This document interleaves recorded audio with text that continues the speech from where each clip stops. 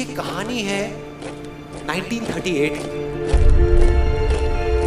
कैरली नाम के एक आदमी की, हंगेरियन आर्मी में, और वो उस कंट्री का बेस्ट पिस्टल शूटर था।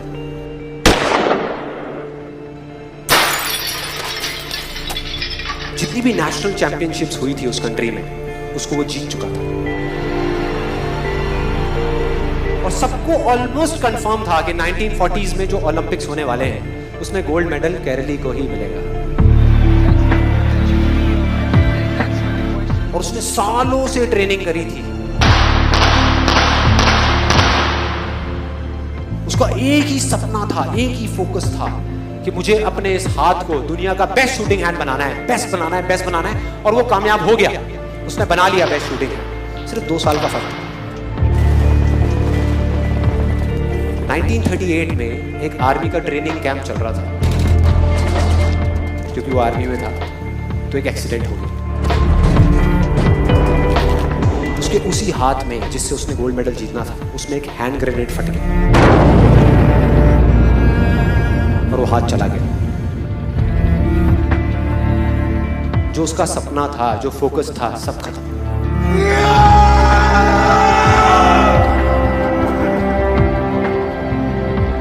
उसके पास 2 रास्ते थे। एक तो ये कि वो बाकी की पूरी जिंदगी रोता रहे और कहीं जा करके छुप जाए, या अपना जो गोल था जिस पे उसने फोकस किया हुआ था उसको पकड़ करके रखा। तो उसने फोकस किया उस पे नहीं जो चला गया था, जो उसके पास नहीं था।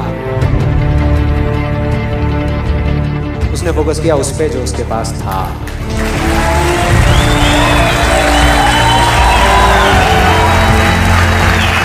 जो उसके पास था। और क्या था उसके पास में? एक लेफ्ट हैंड, एक ऐसा हाथ जिससे वो लिख तक नहीं सकता था। 1 महीने तक उसका हॉस्पिटल में इलाज चला इस हाथ के लिए, और सही 1 महीने बाद अपनी ट्रेनिंग शुरू करती इस हाथ की।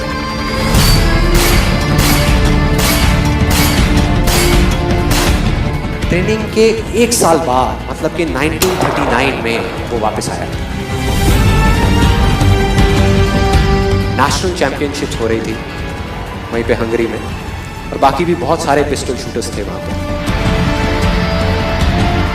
उन्होंने जा करके उसको कांग्रेचुलेट किया, कहा कि यार देखो, ये होता है जज्बा, ये होती है स्पोर्ट्समैन स्पिरिट, कि इतना सब कुछ होने के बाद भी तुम यहां पर आए हो हमको देखने के लिए और हमारा हौसला बढ़ाने के लिए। किसी को नहीं पता था कि वो 1 साल से अपनी ट्रेनिंग कर रहा था लेफ्ट हैंड की। और उसने जवाब दिया, मैं यहां पर तुम्हारा हौसला बढ़ाने नहीं आया, तुम्हारे साथ कॉम्पीट करने आया हूं, तुमसे लड़ने आया हूं, तैयार हो जाओ। और कंपटीशन हुआ। बाकी सब वहां पर जितने भी लोग थे वो कॉम्पीट कर रहे थे अपने बेस्ट हैंड से। ये कॉम्पीट कर रहा था अपने ओनली हैंड से, ओनली हैंड से। कौन जीता? The man with the only hand, Kairali जीत गया। लेकिन वो यहां नहीं रुका। उसका गोल क्लियर था कि मुझे इस हाथ को इस कंट्री का नहीं, इस पूरी दुनिया का बेस्ट शूटिंग हैंड बनाना है। उसने अपना सारा फोकस उठा करके डाला 1940 पे, जब ओलंपिक्स होने वाले थे। लेकिन 1940s के ओलंपिक्स कैंसिल हो गए वर्ल्ड वॉर की वजह से।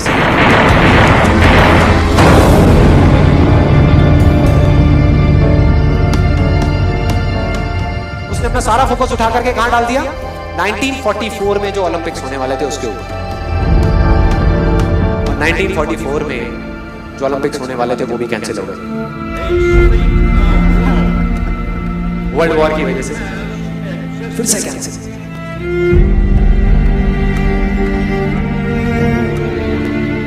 उसने अपना सारा फोकस उठा करके डाल दिया 1948 के ओलंपिक्स में।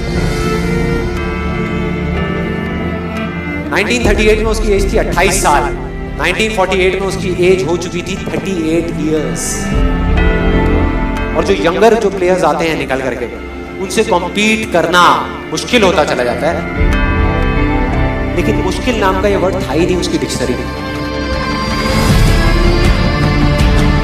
वो गया, पूरे वर्ल्ड के बेस्ट शूटर्स आए हुए थे जो अपने बेस्ट हैंड से कॉम्पीट कर रहे थे, और ये अपने ओनली हैंड से कॉम्पीट कर रहा था। और कौन जीता? The man with the only hand.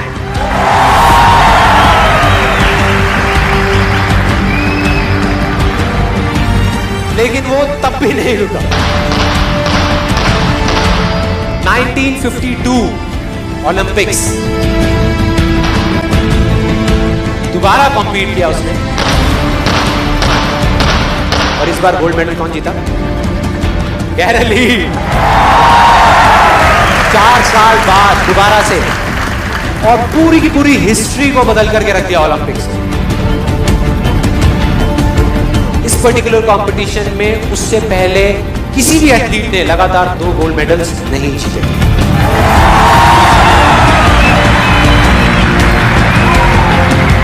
अब किसी भी लूजर के पास चले जाओ, उसके पास लिस्ट होगी बहानों की कि मैं इस वजह से फेल हुआ अपनी लाइफ में, इस वजह से मैं कुछ नहीं कर पाया। बहुत लंबी लिस्ट है। दूसरी तरफ विनर के पास चले जाओ, उसके पास में 1000 वजह होगी वो ना करने की जो वो करना चाहता है, सिर्फ एक वजह होगी वो करने की जो वो करना चाहता है, और वो कर जाएगा।